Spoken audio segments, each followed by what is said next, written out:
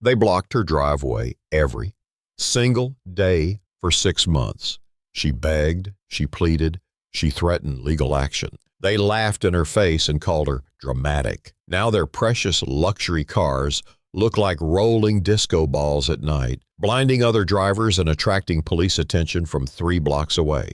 The entire neighborhood can't stop talking about the glitter gang, and the owners have no idea how it's happening. Nobody's laughing now, except her, behind closed blinds, with a glass of expensive champagne. Jessica was beyond furious. Standing in her driveway at 5:15 a.m. on a Tuesday, staring at the gleaming white Lexus blocking her exit, she felt something primal rise in her chest. Her hands shook, her vision blurred around the edges. This wasn't anger anymore. This was pure, distilled rage. "Not today," she whispered, pulling out her phone. "Not today." She had the biggest photo shoot of her career in exactly 2 hours. Nike. Global campaign. 6 figures. The culmination of 15 years of grinding through the photography industry, building her reputation shot by shot. She'd prepared for weeks. Her equipment, irreplaceable, customized, and worth more than most cars, was loaded in her van that was now imprisoned in her own driveway. Jessica banged on the door of the converted Victorian next door.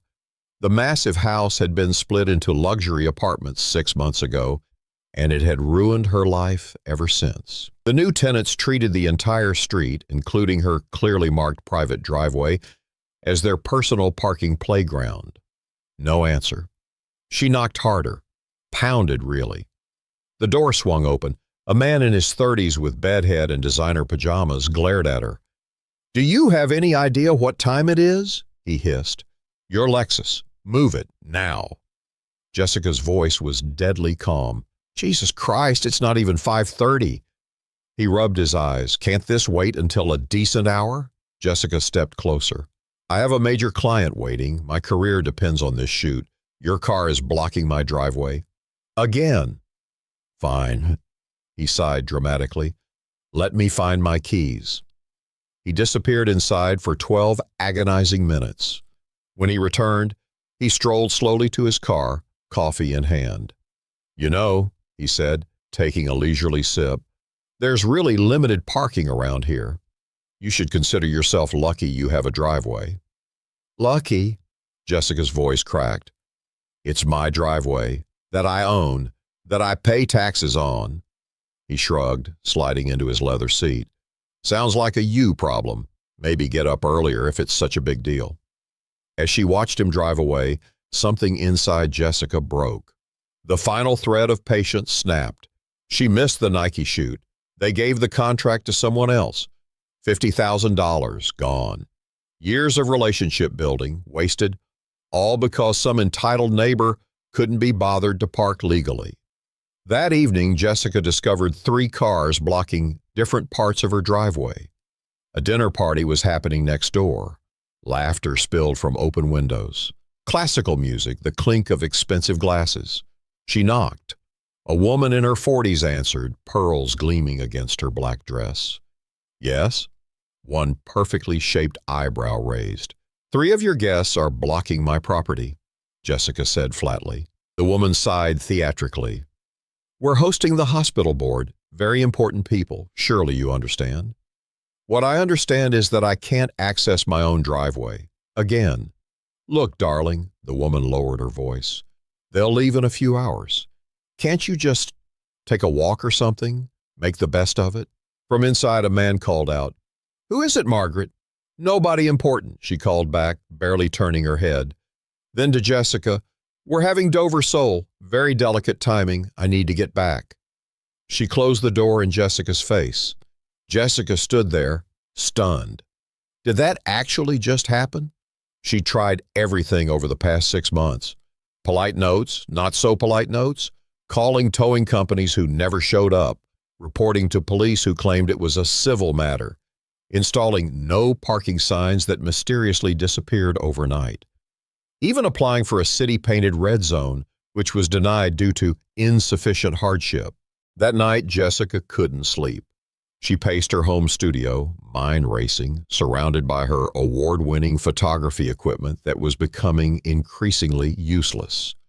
How could she accept jobs if she couldn't reliably get out of her own driveway? Around 3 a.m., she sat bolt upright. Her latest commercial project had been for a specialty industrial materials company. They'd developed a new reflective powder for highway safety applications. The formula appeared invisible in daylight, but reflected headlights with blinding intensity at night. She still had samples, large ones. Jessica began researching. The powder was non-toxic, water-resistant, and nearly impossible to see or feel when applied dry to surfaces. It would stick to car paint through an electrostatic charge, building up with each application but causing no damage. And it wouldn't wash off with normal car washes. It needed a special industrial solvent to remove completely. For the next week, Jessica documented everything, took photos, recorded license plates, learned their patterns. The Lexus guy always parked there Tuesday and Thursday nights. The black Mercedes appeared every weekend. The white Range Rover belonged to Margaret, who apparently thought Jessica's driveway was her guest overflow space. Jessica modified the reflective formula in her studio, made it stronger, more persistent, completely invisible in daylight. She tested it on black metal in her garage. Under normal light, nothing. Under her headlights at night, it blazed like the sun. She bought 4 industrial-grade garden dusters, ordered a military-grade respirator, prepared everything methodically, like she was setting up a commercial shoot. Precision was her specialty, after all. On Friday evening, Jessica watched as the usual weekend crowd began to arrive next door. Cars started filling her driveway and edging onto her lawn. Nobody even glanced toward her house anymore. They just assumed their right to her property. Jessica smiled for the first time in months. She'd been waiting for this moment. Tonight was just phase 1. And these entitled neighbors had no idea what was coming. Saturday morning dawned bright and clear. Jessica sipped her coffee, watching from her window as her neighbors retrieved their cars one by one. None of them noticed anything different. The invisible powder clung to their vehicles, completely undetectable in daylight. She smiled into her mug. Just 12 more hours until showtime. Throughout the day, Jessica kept busy with editing work, occasionally glancing outside to monitor the parking situation. As expected, by late afternoon, the weekend crowd began arriving again. A silver Audi parked halfway across her driveway entrance. Then a black BMW took position alongside it, completely blocking her exit. 2 more vehicles squeezed onto the edges of her lawn. Perfect. That evening, Jessica sat in her darkened living room, blinds cracked just enough to see outside. At precisely 8:47 p.m., the streetlights flickered on. And then it happened. The cars parked in her driveway suddenly transformed. What had been ordinary vehicles moments before now glowed with an otherworldly brilliance. Every curve, every surface reflected the street light with blinding intensity. They looked like giant disco balls on wheels, pulsing with light that shimmered and danced with even the slightest breeze. A passing car slowed dramatically, the driver clearly distracted by the spectacle. Then another. Soon, a small traffic jam formed as drivers stopped to gawk at the glowing vehicles. Jessica suppressed a laugh as she watched Margaret, the pearl-wearing neighbor, step outside to investigate the commotion. The woman's mouth fell open in shock as she spotted her Range Rover glowing like something from a sci-fi movie. She approached it cautiously, circling the vehicle with growing horror. "What on earth?" Margaret shrieked, loud enough for Jessica to hear through the window. She tried touching the surface, rubbing frantically at the glow, but nothing happened. The powder had bonded perfectly. The Lexus guy emerged next, phone in hand, already recording the phenomenon. "This is insane. My car is radioactive or something." More neighbors poured from the Victorian, all staring in disbelief at their transformed vehicles. Some tried wiping the surfaces with their sleeves. Others used bottled water. Nothing worked. The glow remained brilliant and unyielding. Jessica watched as confusion turned to panic. Someone suggested calling the police. Another thought it might be radiation exposure. A third suggested aliens. 30 minutes later, 2 police cruisers arrived, lights flashing. The officers were clearly baffled, examining the vehicles with perplexed expressions. Their flashlights only intensified the glow, making the cars shine even brighter. "Have you been to any unusual locations today?" one officer asked the assembled neighbors. "Construction sites? Industrial areas?" The Lexus guy shook his head. "I went to work and came home. That's it." "Mine's been parked here all day," Margaret insisted, gesturing toward Jessica's driveway as if it were her personal property. The officer nodded, writing in his notepad. "And this is your driveway, ma'am?" A moment of awkward silence. "Actually," Margaret stammered, it belongs to the neighbor." The officer looked up. "So these vehicles are parked in someone else's driveway without permission?" More uncomfortable silence. "We have an understanding," the Lexus guy offered weakly. Jessica chose that exact moment to step outside. All heads turned toward her. "Officers," she said calmly, "I've been asking these people not to park in my driveway for 6 months. I've left notes, called towing companies, filed reports." She shrugged innocently. "No idea what's happening with their cars, though. Very strange." The officers exchanged glances. "Ma'am, have you authorized these vehicles to park on your property?" the taller officer asked. "Absolutely not," Jessica replied. In fact, I've explicitly asked them not to repeatedly." The officers turned to the neighbors. "You need to move these vehicles immediately. This is unauthorized use of private property." "But something's wrong with our cars," Margaret protested. They're glowing." "That doesn't change the fact that you're parked illegally," the officer stated flatly. "Move them now or we'll have them towed." Reluctantly, the neighbors got into their glowing vehicles. The sight was extraordinary. The interiors lit up as if filled with glitter as the powder transferred to their clothes and hands. As they pulled away, their cars left trails of light in the darkness, like comets streaking through the night. Jessica maintained her innocent expression as she thanked the officers for their assistance. But inside, she was celebrating. Phase 1 had worked perfectly. What her entitled neighbors didn't realize was that this was just the beginning. The powder would transfer to everything it touched, their garage floors, their driveways, their clothes, their furniture, and every night those surfaces would begin to glow. But the real show? That would start tomorrow night when Phase 2 began. Because Jessica wasn't just a photographer, she was an artist, and this was her masterpiece of revenge. Sunday arrived with a flurry of activity. Specialized cleaning crews descended on the Victorian, summoned by panicked neighbors. Jessica watched from behind her curtains as they scrubbed and sprayed the glowing vehicles for hours.